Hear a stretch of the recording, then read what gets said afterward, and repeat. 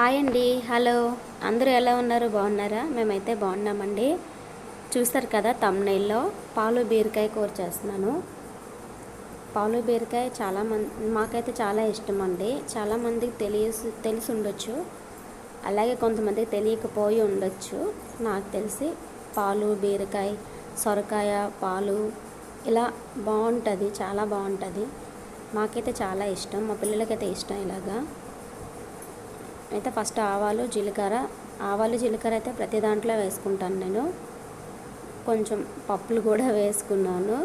చూడండి, ఇక్కడ ఉల్లిపాయలు, ఎండుమిర్చి, పచ్చిమిర్చి అయితే వాడలేదు నేను. ఇక్కడ ఎండుమిర్చి వేసుకొని అలా కొంచెంసేపు కలుపుకొని ఉండాలి.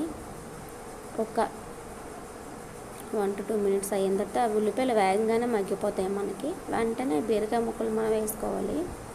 బీరకాయ ముక్కలు ఇంకా చాలామంది అయితే బీరకాయల్ని ఏం చేస్తారంటే కొంచెం సాల్ట్ వేసి ఇలా మనం నలుపుకున్నట్లు చేసినట్లయితే అవి కొంచెం నలిగి మెత్తబడతాయి అన్నమాట. అప్పుడు మనకి గ్రేవీ ఇంకా బాగా వస్తుంది. కొంచెం టైం వేస్ట్ ప్రాసెస్ అండి. మనకి ఆటోమేటిక్గా బీరకాయ చాలా మెత్తగా ఉంటుంది, మనకు అంత అవసరం ఉండదు. బీరకాయ చాలా వేగంగా స్మాష్ అయిపోద్ది అనమాట, మనకు ఈజీగా కుక్ అయిపోద్ది. కాబట్టి మనం ఇంకా అవన్నీ చేయాల్సిన అవసరం ఉండదని నా ఒపీనియన్. అంతేనండి. ఇలా బీరకాయని మనం లో ఫ్లేమ్లోనే పెట్టుకొని మగ్గించుకోవాలండి. చూడండి, బీరకాయ మనకి తొందరగా ఎగిపోద్ది కదండి. బాగా ఫ్రై అయిపోయిన తర్వాత నేను కొంచెం కారం కూడా వేసుకున్నాను. చూడండి, ఇది ప్యాకెట్ కారం అండి, అంత కారం ఏమీ అనిపించదు. చూడండి, నేను అందులో ఎండుమిర్చి కూడా వేసాను కాబట్టి నాకు కొంచెం కారం అనిపించింది కూర. యాక్చువల్గా అయితే పాలు బీరకాయ చాలా స్వీట్ వస్తుందండి కూర. ఎండుమిర్చి నేను అంత ఘాటు ఉంటుంది అనుకోలేదండి, ఇంకా అప్పుడే తెచ్చారు మా వారు. ఎండుమిర్చి వేసాను. పాలు అయితే చిక్కటి పాలు పోసుకున్నాను. చూడండి, ఇక్కడ మీ ఇష్టం అండి. నేను సగం పాలు సగం నీళ్ళు తీసుకోవచ్చు, ఫుల్గా పాలు పోసుకోవచ్చు, అస్సలు వాటర్ ఏమీ యాడ్ చేయకుండానే చేసుకోవచ్చు. కానీ నేనైతే కొంచెం వాటర్ అయితే యాడ్ చేసుకున్నాను. చూడండి, ఎందుకంటే మరీ ఉత్తి పాలు అయినా సరే మరి తిక్కగా వస్తుంది అనమాట.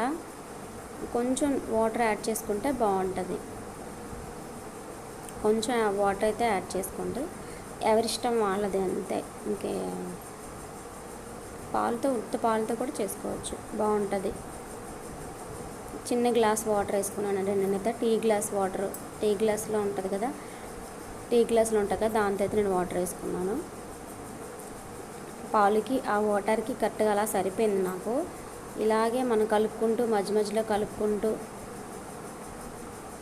ఇలా ఆయిల్ పైకి వచ్చేంత వరకు, ఏ కూరకైనా మనం ఫస్ట్ ఆయిల్ పైకి వచ్చిందంటే అది ఇంకా కుక్ అయిపోయినట్లే. మనం ఇంకా అదొక బండ గుర్తు అనమాట మనకి.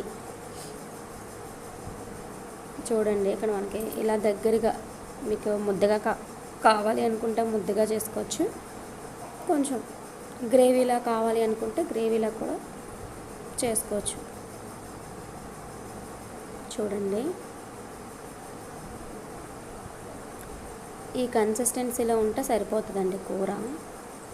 ఇవ్వండి, టేస్ట్ అయితే మాత్రం సూపర్గా ఉంటుందండి. ఇన్నిసార్లు ఎందుకు చెప్తున్నాను అనుకుంటున్నారేమో. ఆ పాలు బీరకాయ అన్నంలో అలా కలుపుకొని తింటుంటే చాలా బాగుంటుంది. ఒకసారి ఎవరైనా ట్రై చేయకపోయినట్లయితే మాత్రం తప్పకుండా ట్రై చేయండి. చూడండి, కన్సిస్టెన్సీలో ఉండేటప్పుడు మనం స్టవ్ ఆఫ్ చేసుకొని బౌల్లోకి సర్వ్ చేసుకోవాలి. చూడండి, ఇక్కడ నేను ప్లేట్లోకి తీసుకున్నాను, బౌల్లోకి తీసుకున్నాను. చూడండి ఎంత బాగుందో చూడడానికి. సొరకాయ పాలు కూడా ఇదే విధంగా చేసుకోవచ్చు. బాయ్.